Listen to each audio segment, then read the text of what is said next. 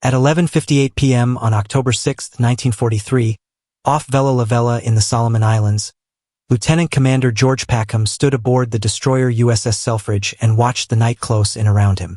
There was no clean horizon, no peaceful line between sea and sky, only darkness, smoke, flashes of gunfire, and the broken rhythm of a naval battle fought at close range. Somewhere beyond the bow, Japanese torpedoes were already in the water. On a destroyer, men learned to read danger before they saw it. A change in the captain's voice, a sharp order from the bridge, a runner moving too quickly, the sudden silence of men who had been joking minutes before. Below decks, sailors were braced near machinery, ammunition, pumps, and pipes that could become death traps in an instant. Packham saw enough. "Stand by," he warned. "We're going to get hit by a torpedo." It was not a dramatic line. It was not meant for history. It was a plain sentence spoken by a man who understood that the next few seconds no longer belonged to him. Then the torpedo struck. The explosion tore into Selfridge with a violence that made steel behave like cloth. The forward section of the ship was ripped away. Men vanished where they had been standing. The bow, the part of the destroyer that had cut through the Pacific, was no longer a bow in any useful sense. It was wreckage open to the sea. The ship should have died there. That was the logic of the weapon. A torpedo was not just meant to make a hole. It was meant to break the ship's shape, flood her compartments, kill her power, trap her crew, and leave her helpless before the ocean finished the work. For the Japanese Navy, this kind of hit confirmed a belief that had shaped much of its wartime thinking. If American warships could be damaged badly enough, the vast distances of the Pacific would do the rest. A destroyer without a bow was not a fighting ship. A carrier with a torn flight deck was not a carrier. A cruiser with flooded machinery spaces was not a cruiser. It was a problem, a burden, a slow-moving wounded animal in a war where speed, fuel, and timing meant everything. But aboard Selfridge, the men who survived did not have the luxury of thinking in doctrine. They had water coming in.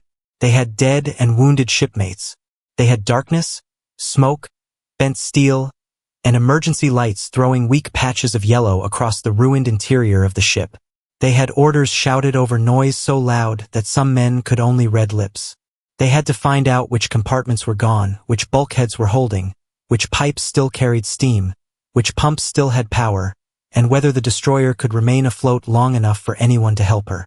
In those minutes, the battle changed shape. It was no longer Selfridge against Japanese ships. It was Selfridge against flooding, against fire, against weight, against panic, against the mathematics of damage that said too much had been lost. And this is where Japan's misreading began. Because the Pacific War was not only decided by the moment a bomb hit a deck or a torpedo struck a hull. It was also decided afterward, in the smoke and water, when anonymous sailors began the ugly work of keeping a broken ship alive. Japan believed damage could remove American warships from battle. What really happened was stranger, slower, and far more dangerous. America learned how to keep wounded ships breathing. And once a ship could breathe, repair crews could do things that looked almost impossible from the outside. They could cut away dead steel, patch open wounds, restore power, tow shattered hulls across hostile water, build temporary bows, replace cables, reconnect guns, rebuild flight decks, turn a wreck into a ship again. Selfridge would not simply disappear into a casualty report. She would survive. She would be repaired. She would return. But to understand why that mattered, we have to step back from the explosion and ask what Japan thought it was seeing when an American ship burned in the Pacific night. Because in war, the first mistake is often not missing the target. It is misunderstanding what the hit actually means. The Japanese calculation. Japan did not underestimate destruction. Its naval officers understood the sea. They understood distance. They understood that a warship was never only a collection of guns and engines. It was fuel, ammunition, radar, radios, pumps, turbines, kitchens, medical spaces, aviation fuel lines, magazines, boilers, steering gear, and human beings packed into steel compartments where one rupture could spread trouble faster than any order could control it. To damage such a ship was to create a crisis inside a machine. And in the Pacific, crisis had geography. A crippled ship could not simply pull into the nearest great industrial harbor. There was no Norfolk around the corner. No San Diego over the horizon. No easy road home. The ocean itself was a weapon. From the Solomons to Pearl Harbor, from the Central Pacific to the American West Coast, distance turned damage into time. And time, in a war of islands and carriers, could be as decisive as a shell. For Japan, the logic was clear enough. If a carrier was hit hard, even if it did not sink, it might be out for months. If a cruiser lost her bow, she might crawl away from the front and never return in time for the next operation. If enough destroyers were crippled, carriers lost their screen. If enough oilers were burned, fleets lost endurance. Every damaged American ship seemed to subtract from the pressure moving westward toward Japan. The Japanese Navy had built much of its confidence around hard strikes and decisive moments. Night attacks, torpedoes, sudden blows. The famed Type 93 Long Lance torpedo was not a symbol of small thinking. It was a weapon built for long-range, heavy explosive force and killing power. Japanese surface forces trained to strike in darkness, to confuse, to wound, to sink, and to leave the enemy counting losses before dawn. In that framework, repair was secondary. The hit mattered most. The explosion mattered most. The burning silhouette mattered most. And during the first years of the Pacific War, that belief seemed reasonable. American ships did burn. American ships did sink. The United States Navy took brutal punishment at Pearl Harbor, in the Java Sea off Guadalcanal at Savo Island, and throughout the Solomons campaign. The early Pacific was not a story of effortless American recovery. It was desperate, uneven, improvised, and often costly. Japanese officers had every reason to believe that enough damage could slow the American advance. But what they could not fully see was the change happening behind the front. The United States was not simply building more ships. It was building a system to keep ships alive after the enemy had already done its worst. That system did not look heroic. It did not move with the glamour of carrier aircraft or the intimidation of battleship guns. It moved through tenders, repair ships, floating dry docks, machine shops, cranes, tugs, divers, spare parts, welding torches, pumps, and men who could work for days with little sleep because the fleet needed a ship back in the line. Japan measured battle damage as a path toward attrition. America increasingly treated battle damage as a problem to be managed, shortened, and reversed. That difference mattered. A warship knocked out for 6 months was one thing. A warship patched in weeks or stabilized forward and sent back under her own power was another. A destroyer thought lost but returned to convoy duty changed calculations. A carrier believed crippled but repaired near the front changed tempo. A cruiser that should have vanished but reappeared in later operations carried more than guns. Carried a message. Damage was not always final. This did not make American ships invincible. Nothing in the Pacific was invincible. Fire could still race through hangars. Torpedoes could still break keels. Kamikazes could still turn decks into furnaces. Men could still die trapped behind hot steel doors. Repair did not erase death, but it altered the meaning of survival. And war often turns on meanings. Japan believed the violent moment was the decision. What really happened was that the United States stretched the decision beyond the explosion. Into the next hour, the next tow, the next dry dock, the next repair ship, the next dawn. The Japanese could see smoke on the horizon. They could not always see the welders already waiting for it. The ship is still alive. Inside a damaged warship, time stops being measured by clocks. It is measured by water level, by the heat of a bulkhead under a man's palm, by whether a pump coughs once and starts or stays silent, by how long a man can breathe in smoke before his hands begin to lose strength.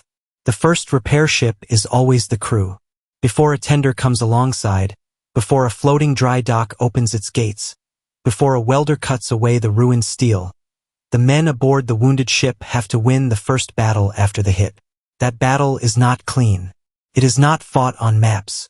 It is fought in compartments where paint burns off metal and the air tastes of oil, steam, and insulation. A torpedo impact does not create one emergency. It creates many at once. The hull opens. Seawater rushes in. Electrical circuits fail. Lights go out. Communication lines are cut. Men are thrown down ladders. Steam pipes rupture. Fuel leaks. Ammunition spaces become terrifying questions. Steering may jam. Engines may stop. A ship that was moving as one body becomes a collection of wounded organs, each needing attention before the whole thing fails. In training, sailors learned procedures. In battle, procedures met darkness. A man sent to close a valve might find the passageway blocked by twisted metal. A hose team might drag equipment through smoke so thick that the beam of a flashlight dies inches from the hand holding it. A repair party might hear men trapped behind a door and also know that opening it too soon could feed fire or flood another compartment. There were no perfect choices, only choices made quickly by tired men with imperfect information. This was where Japan's assumption ran into American damage control. Not because American sailors were somehow immune to fear. They were not. They were young, exhausted, often seasick, sometimes wounded, and fully aware that a ship could become a coffin. But by 1943 and 1944, the U.S. Navy had learned, often painfully, that a hit did not have to become a sinking if compartments held, pumps worked, fires were contained, and discipline survived the first shock. Damage control had its own language. Shoring, counter-flooding, dewatering, boundary cooling, magazine sprinkling, emergency power, temporary patches, collision mats, portable pumps, hand lanterns, sound-powered phones. Each word sounded technical. Each one had a human body behind it. A sailor holding timber in place while water hammered the other side of a bulkhead. A fireman crawling toward a valve. A machinist's mate listening to a pump, trying to decide if the vibration meant life or failure. A young officer drawing lines on a damage control chart while reports came in broken and contradictory. The enemy did not need to be visible anymore. The enemy was pressure, heat, weight, smoke. On the bridge, officers wanted to know if the ship could steer. In engineering, men wanted to know if they could keep power. In sick bay, corpsmen wanted more light, more bandages, more time. Somewhere aft, gunners might still be ready to fire, even while forward compartments were gone. That contradiction defined the Pacific War at sea. A ship could be burning and still dangerous. A ship could be flooding and still moving. A ship could be written off by the enemy and still fighting for the right to exist. This is why the Japanese count of damaged ships could be misleading. A hit was real. The casualties were real. The suffering was real. But the strategic result was not fixed at the moment of impact. The result depended on what happened inside the ship after the smoke cleared enough for men to see their own hands. And if they kept her alive long enough, another layer of the American system could begin. Tugs could reach her. A tender could stabilize her. A repair ship could take on the work that no exhausted crew could finish alone. A floating dry dock could lift her out of the water and expose wounds that had been hidden beneath the sea. But none of that mattered if the crew failed first. So the story of American repair ships begins in a place smaller than a dry dock and darker than a shipyard. It begins with men below decks, fighting water in the dark. And after Pearl Harbor, the U.S. Navy learned just how much could be brought back from that darkness. Pearl Harbor's lesson. On the morning of December 7, 1941, Pearl Harbor looked like proof that destruction could be final. Battleships burned along Battleship Row. Oil spread across the water in black, shining sheets. Smoke rose so thick that the harbor seemed to be disappearing into its own wound. Men swam through fire. Others were trapped below decks, listening to the sounds of rescue above them and the slow arrival of water around them. For Japan, the attack was meant to cripple the American Pacific Fleet before it could interfere with Japanese expansion across Southeast Asia and the Central Pacific. The image of burning battleships seemed to confirm that the blow had landed. But Pearl Harbor taught the United States something Japan had not intended to teach. It taught salvage. It taught that a ship sunk in shallow water was not always gone. That a hull torn open might still contain machinery worth saving. That a shipyard under pressure could become a weapon. That divers, crane operators, welders, engineers, electricians, and ordinary laborers could become part of the fighting force without ever firing at an enemy aircraft. Some ships were beyond saving. Some losses remained permanent and sacred. USS Arizona would stay where she fell. USS Oklahoma's story would remain one of the darkest chapters of the attack. No repair system could erase that, but many other damaged ships were raised, patched, rebuilt, or returned to service in some form. Pearl Harbor did not become only a graveyard. It became a classroom. The lesson was harsh. Damage had to be studied, not just mourned. Why had fires spread? Which compartments held? Which systems failed first? How had flooding moved? Which design features had saved ships, and which had trapped men? What could be restored quickly? What required major rebuilding? What spare parts were missing? What tools were needed forward next time? In the middle of that work stood repair ships like USS Vestal. Vestal had been moored beside USS Arizona when the attack came. She was not a glamorous vessel. She was not the sort of ship that appeared in boys' adventure magazines. She carried workshops, tools, and specialists. Her purpose was to fix other ships. But on December 7th, she herself was bombed and damaged. Her crew had to fight for their own survival while the battleship beside them burned with catastrophic violence.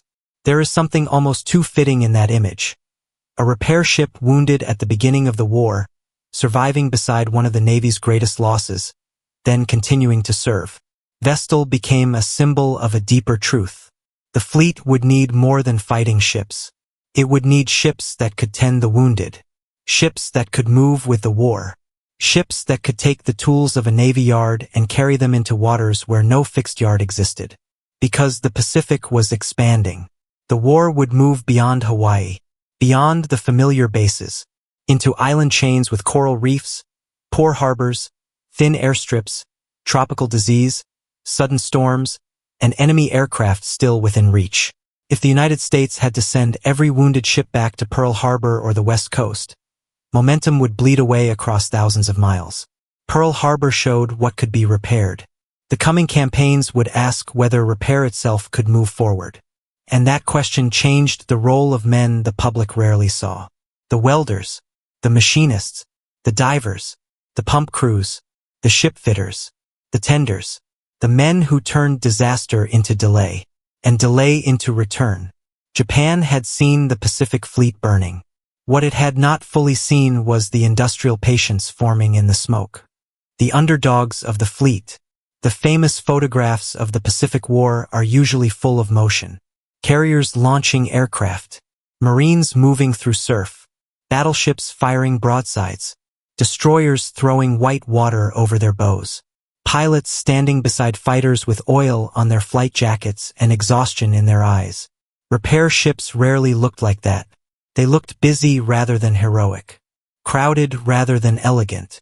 Their decks carried cranes, cables, welding rigs, spare parts, machine shops, boats, hoses, and men who often seemed to be working on 3 emergencies at once.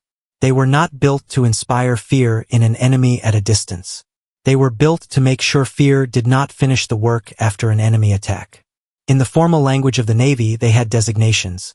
Repair ships, destroyer tenders, submarine tenders, floating dry docks, crane ships, tugs, salvage vessels, barracks ships, ammunition ships, oilers, hospital ships. In practice, they were the fleet behind the fleet. Their crews lived in a world of unfinished work. A destroyer might come alongside with plates buckled and guns out of alignment. A carrier might need deck repairs, electrical work, engine parts, aviation support equipment, and urgent attention to battle damage before the next operation. A submarine might require torpedo maintenance, battery care, and machinery work. A cruiser might need patches strong enough not for comfort, but for the next 1,000 miles. The repair crews were not always old veterans. Many were young men who had learned a trade before the war or learned one because the war demanded it. A farm boy who had fixed tractors might become a machinist's mate. A man who had welded in a civilian yard might find himself working under blackout conditions in a forward anchorage. A diver might descend beneath a wounded hull knowing that one shift of metal could trap him. They were ordinary men placed near extraordinary consequences. A bad weld could fail at sea. A missed crack could widen under stress. A rushed electrical repair could burn out when the ship needed radar most. A patch that looked strong at anchor could be tested by storm, speed, and battle. There was no romance in much of it. There was heat, noise, sweat, mosquitoes, salt, rust, grease, bad sleep, long lines for food, the smell of burned insulation and wet steel, the endless clanging of hammers and the blue-white flare of welding arcs in the night. A sailor might finish repairing one ship only to see another limp in before he had washed his hands. This was the underdog force Japan failed to measure properly. Not because Japanese officers were ignorant of repair. Every navy understood maintenance. Every navy knew ships broke. But the American achievement was scale, mobility, and integration. Repair was not treated as an afterthought waiting safely in the rear. It became part of operational planning. A task force could operate farther forward because support moved with it. A damaged ship could be assessed, stabilized, patched, supplied, and sometimes returned without vanishing from the theater for half a year. That changed morale too. A crew that believed its ship could be saved might fight flooding longer. A captain who knew tenders and repair ships were within reach might take risks differently. An admiral planning the next operation could count not only new construction, but recovered strength. The Japanese Navy prized striking power. The American Navy increasingly prized staying power. And staying power was built by men whose names rarely entered the headlines. The story of repair ships is therefore not simply a story about equipment. It is about a kind of courage that did not always look like courage. The courage to keep working after the spectacle had passed. To enter damaged spaces after other men had died there. To rebuild a ship knowing it would be sent back into danger. And by 1944, those men would be gathered in one of the strangest naval bases of the war. A place with no city, no great harbor works, no long industrial history. Just a lagoon. And the decision to turn it into a floating shipyard. A shipyard without a country. Ulithi Atoll did not look like the center of anything. From above, it was a ring of coral and small islands enclosing a vast lagoon in the western Pacific. There were palms, reefs, beaches, and water clear enough in places to seem almost peaceful. It did not have the look of a place that could help break an empire. That was part of its power. Japan had known Ulithi. It had occupied or used the area earlier in the war, but it had not transformed the atoll into the kind of forward naval base the United States would later create. To Japanese thinking, the great decisive points lay elsewhere. Fleet battles, carrier duels, fortified islands, airfields, sea lanes, and approaches to the homeland. But American planners saw something different. They saw anchorage. They saw sheltered water. They saw a place close enough to support operations moving toward the Philippines, Iwo Jima, Okinawa, and Japan itself. They saw a way to shorten the ocean. And in the Pacific War, shortening the ocean was one of the most powerful things a navy could do. The idea was almost absurd when reduced to its simplest form. Take a remote atoll. Bring in fuel, ammunition, medical facilities, food, spare parts, floating dry docks, repair ships, pontoon piers, workshops, cranes, tugs, barracks, communications, and thousands of men. Then make it function like a naval base. Not someday. Now. The men who built and operated Ulithi did not have the luxury of ceremony. Ships needed fuel. Aircraft needed maintenance. Crews needed rest. Damaged hulls needed inspection. The next operation was always coming. The calendar did not care that coral was difficult, that equipment had to be unloaded in heat, that storms could interrupt work, or that Japanese aircraft might still appear. A fixed navy yard had buildings, roads, warehouses, established power, and a civilian industrial base around it. Ulithi had to become something else. A dispersed, floating, improvised industrial organism. Repair ships became workshops. Floating dry docks became temporary shipyards. Tankers became lifelines. Ammunition ships became floating arsenals.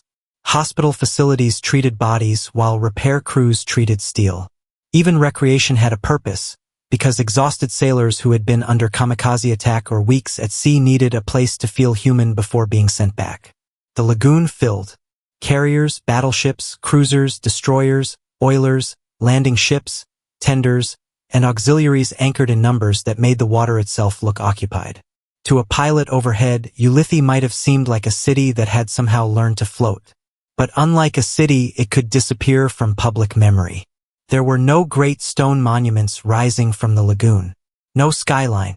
No single dramatic battle that made Ulithi easy to explain in one sentence.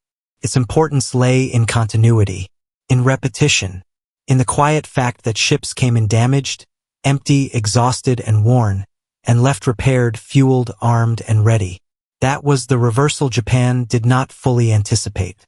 America did not need to drag every wounded ship back across the Pacific. America brought pieces of the industrial Pacific forward. A shipyard without a country, a base without a city, a weapon made from distance reduced. And once Ulithi was operating, Japan's earlier assumptions about damage began to weaken. A hit still killed men. It still broke ships. It still mattered. But it no longer guaranteed the same delay. Because now the wounded fleet had somewhere to go. And that place was much closer than Japan wanted it to be. Ulithi, the hidden city of war. By late 1944, Ulithi was no longer just a lagoon. It was a machine. A carrier might arrive with salt crusted across its deck, aircraft losses to replace, machinery needing attention, and a crew that had been living under alert after alert. A destroyer could come in low on fuel, with guns worn from bombardment and men so tired they moved as if the deck were still rolling beneath them. An oiler might anchor heavy with the fuel that kept the fast carrier task forces alive. Around them moved the support fleet. Boats carried men and parts from ship to ship. Barges shifted supplies. Floating cranes lifted heavy equipment. Repair ships opened their shops and took in damaged components. Welders worked under canvas shades or in the open glare. Electricians traced dead circuits through compartments still smelling of smoke. Machinists shaped replacement parts from metal stock because waiting for the perfect part from the United States could mean losing the next operation. The whole place had a rhythm. Not peaceful, not safe, but purposeful. The fleet did not rest at Ulithi in the civilian sense. It was reloaded, refueled, repaired, and turned around. The men might get a few hours on Mogmog Island, a meal, a swim, a moment without general quarters. Then the machinery of war pulled them back. The scale was difficult to grasp. Hundreds of ships could gather there. So many that the lagoon became one of the largest anchorages of the war. Yet its importance was not simply the number of hulls. It was what those hulls could do after leaving. From Ulithi, American naval power could surge toward the Philippines, toward Iwo Jima, toward Okinawa, toward waters that brought Japan itself into range. Each operation required more than courage and firepower.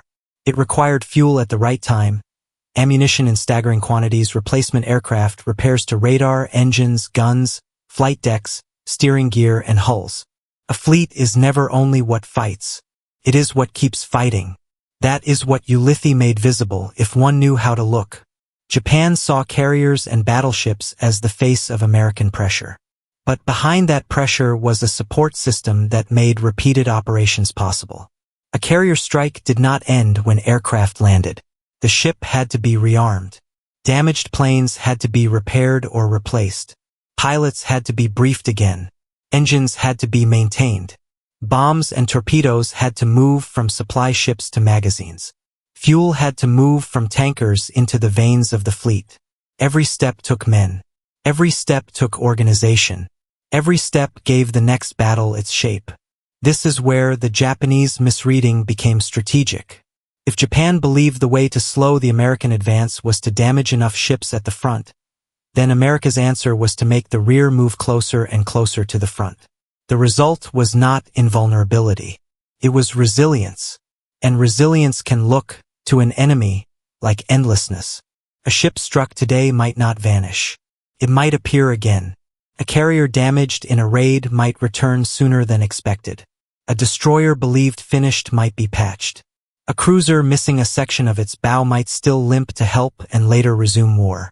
For Japanese pilots and submariners, this had a psychological effect even if they did not fully understand the machinery behind it. They could risk their lives, press through anti-aircraft fire, release a torpedo, crash into a deck, or hit a ship with a bomb, and still the American fleet seemed to come on. The mistake was not believing American ships could be damaged. They could. The mistake was believing damage alone would produce the delay Japan needed. At Ulithi, the United States had built an answer to delay. But a base that important could not remain untouched forever. Japan would try to strike it. And when it did, the repair system would face a test not in theory, but in flame. The base under attack. On November 20th, 1944, Ulithi learned that even a hidden city of repair could bleed. The lagoon was crowded with ships, and among them was the fleet oiler USS Mississauga. Oilers were not glamorous, but every sailor understood their importance. A warship without fuel was only a floating fortress waiting to become irrelevant. In the Pacific, fuel was movement, reach, timing, and survival. That morning, a Japanese Kaiten-manned torpedo found Mississauga. The explosion was catastrophic. Fire and oil turned the water into a burning surface. Men jumped, swam, burned, shouted, disappeared. The attack killed dozens and sent a message through the anchorage. Ulithi was not beyond reach. The support fleet itself could be targeted. The hidden machinery of American naval power could be wounded. For Japan, this was exactly the kind of strike that made sense. If the American repair and supply system kept the fleet alive, then attack the system. Hit the oilers. Hit the anchorages. Hit the carriers when they are not launching strikes. Hit the places Americans believed were safe enough to gather. But again, the result was not as simple as the explosion. Mississauga was lost. Men were dead. The damage was real. Yet Ulithi did not stop functioning. The system absorbed the wound and kept operating.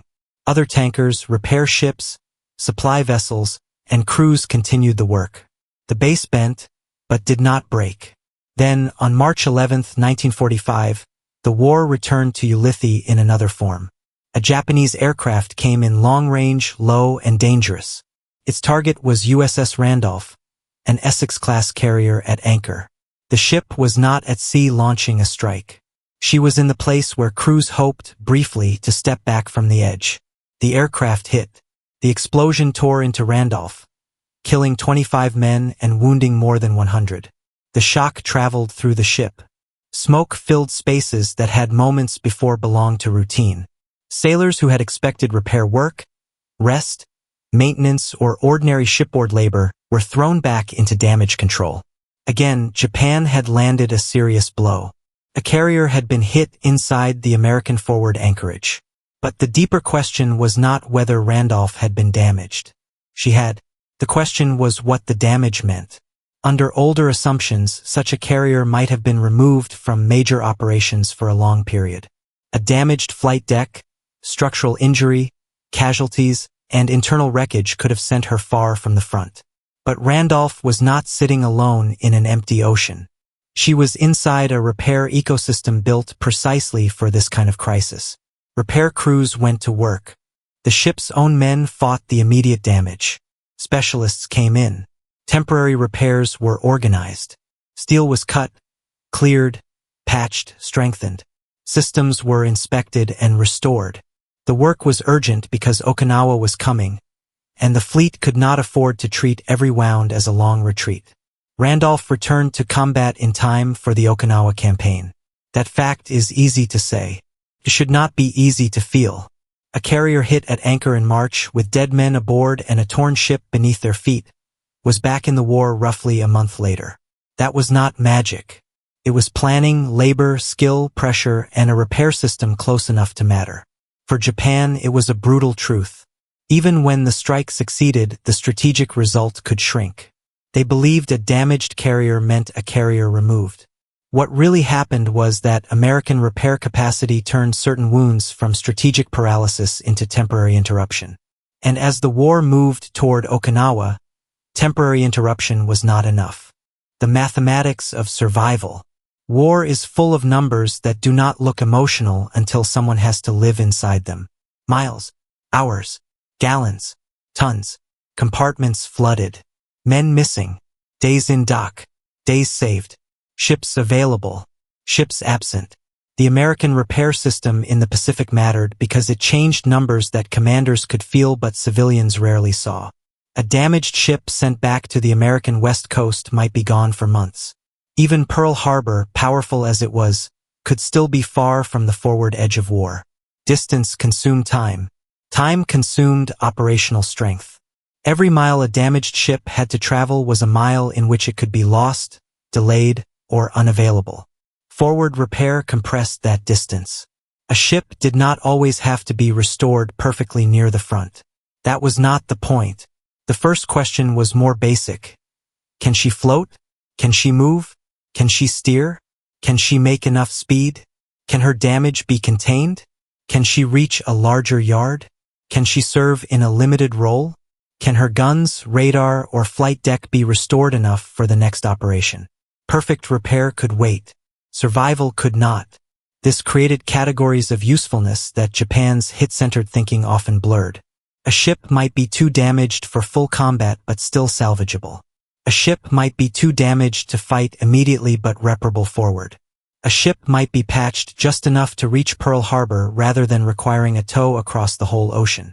A damaged vessel might provide parts, equipment, or lessons that helped other ships survive. The value was cumulative. One destroyer saved did not win the war by itself. But dozens of damaged ships returned, stabilized, or shortened in repair time changed the rhythm of campaigns. The U.S. Navy could plan operations with an expectation that damage would hurt but not always halt momentum. Japan, already under pressure from American industrial production, now faced something even more frustrating: American recovery. The mathematics of survival also affected morale. When sailors knew there were repair ships and tenders forward, the ocean felt slightly less final. Not safe, never safe, but less empty. A captain might fight harder to save a crippled ship if he believed help was possible. A crew might remain at stations longer if the ship still had a path back from the edge. That belief mattered below decks. A man holding a hose in smoke does not think in fleet logistics.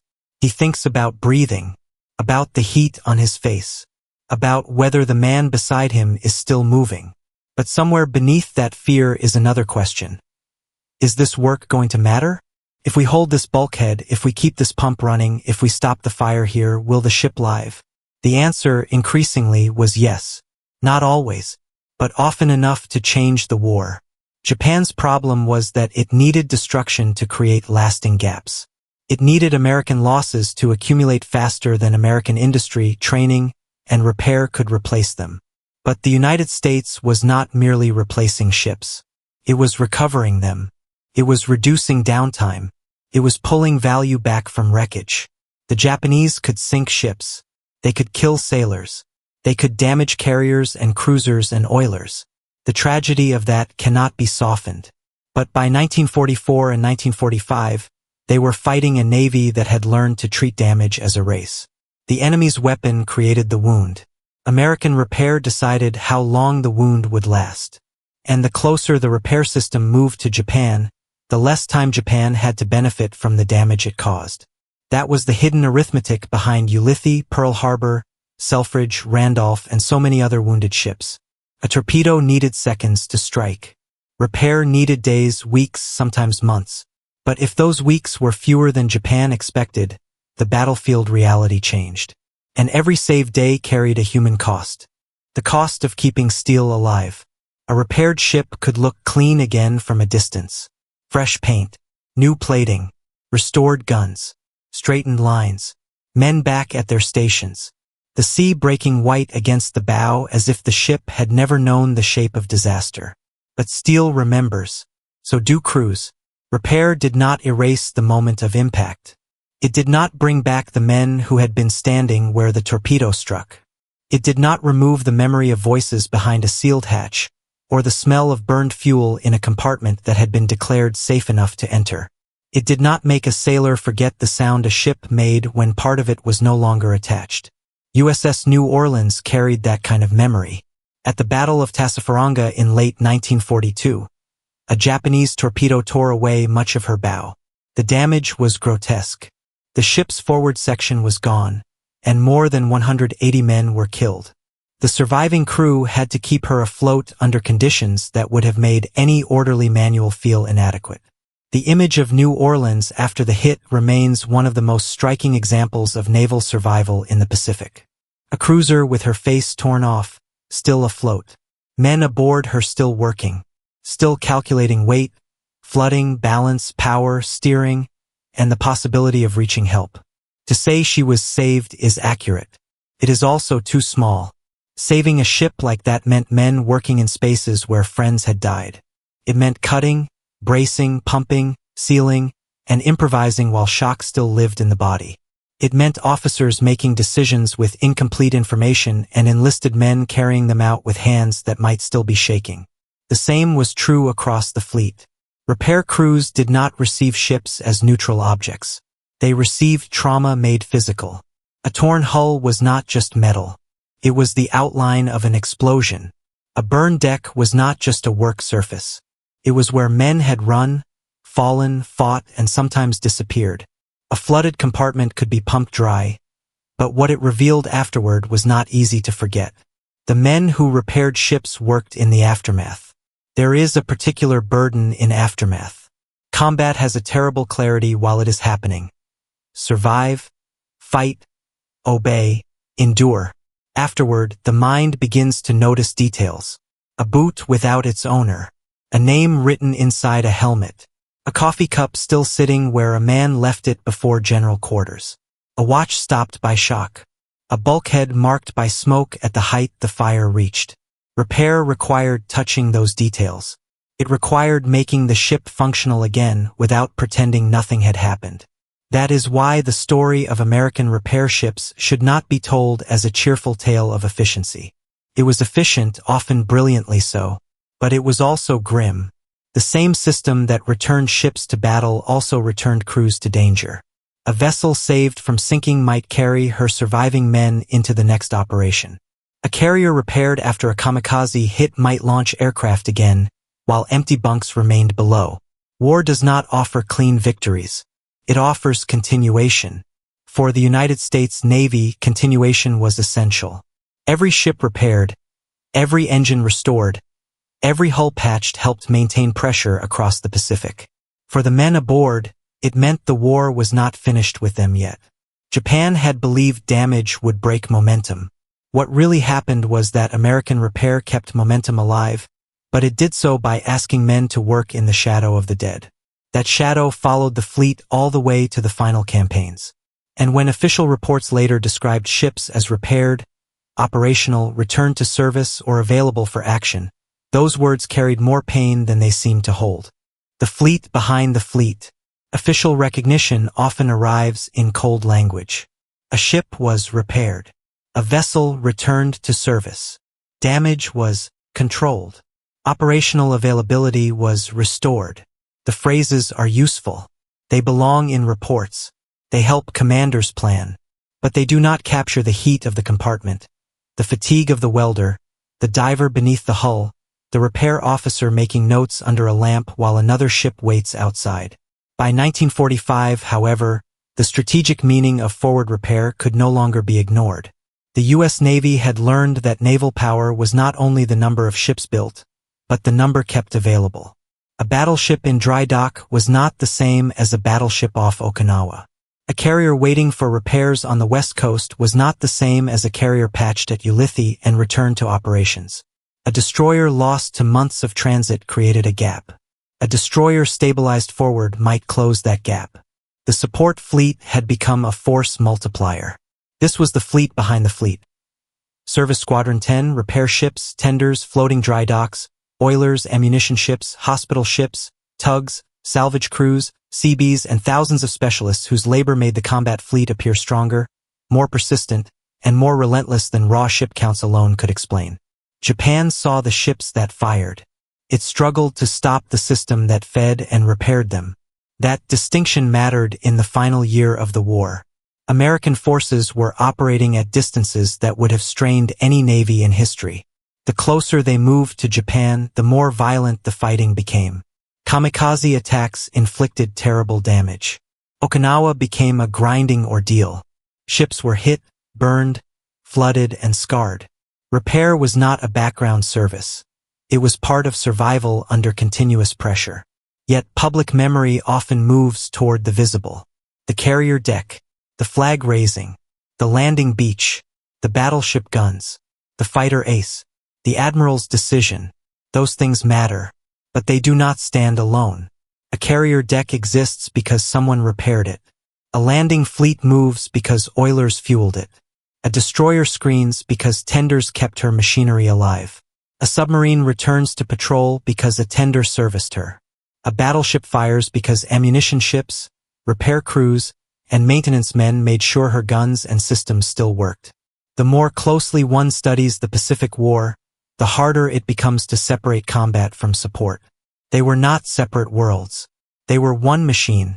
And Japan's failure was not simply that it underestimated American industry in factories thousands of miles away. It underestimated American industry afloat. Industry carried forward in pieces. A machine shop on a repair ship. A floating dry dock in a lagoon. A welder working under blackout. A CB pier built on coral. A spare pump arriving just in time. The Japanese Navy had sought decisive battle. The United States Navy built decisive endurance. There is no single dramatic moment when Japan suddenly understood this fully. Realizations in war often arrive unevenly, through frustration rather than revelation. A damaged American ship reappears. A carrier thought weakened launches strikes again. A base believed vulnerable continues functioning. The pressure does not lift. That was the recognition Japan faced too late. American repair ships did not merely fix ships. They helped deny Japan the lasting effect of damage. And in a war where Japan needed every successful hit to matter as much as possible, that denial was devastating. The meaning of return. Return is one of the quietest words in war. A ship returned to service. A sailor returned to duty. A task force returned to sea. The word sounds simple, almost gentle. But in the Pacific War, return often meant something harder. It meant a ship had been hit and not finished. It meant men had died, and other men had cleaned the compartments. It meant steel had been cut away and replaced. It meant someone had stood beside a damaged hull with a torch in his hand and helped turn wreckage back into movement. Return did not mean forgetting. USS Selfridge returned, but the men lost off Vella Lavella did not. USS New Orleans survived, but her missing bow became a memory of everyone taken with it. USS Randolph returned after the attack at Ulithi, but the dead did not leave with her when she sailed again. Repair could restore function, could not restore innocence. That is why this story matters. It corrects a shallow way of seeing naval war. From a distance, the Pacific War can look like a sequence of battles. Pearl Harbor, Coral Sea, Midway, Guadalcanal, the Philippine Sea, Leyte Gulf, Iwo Jima, Okinawa. Ships appear, fight, burn, sink, or sail away. But beneath that visible war was another war of maintenance, salvage, and repair.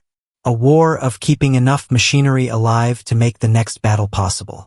Japan believed American warships, once badly damaged, would become absences. What really happened was that many became delays. Painful delays, costly delays. Delays measured in dead sailors, burned compartments, exhausted repair crews, and thousands of hours of labor. But delays nonetheless. And if a damaged ship could be brought back sooner than the enemy expected, then the enemy's success had been reduced. That was the quiet terror of American repair capacity. It made the fleet harder to subtract from the war. The repair ships did not win the Pacific alone. No honest history should claim that. Victory came from many forces.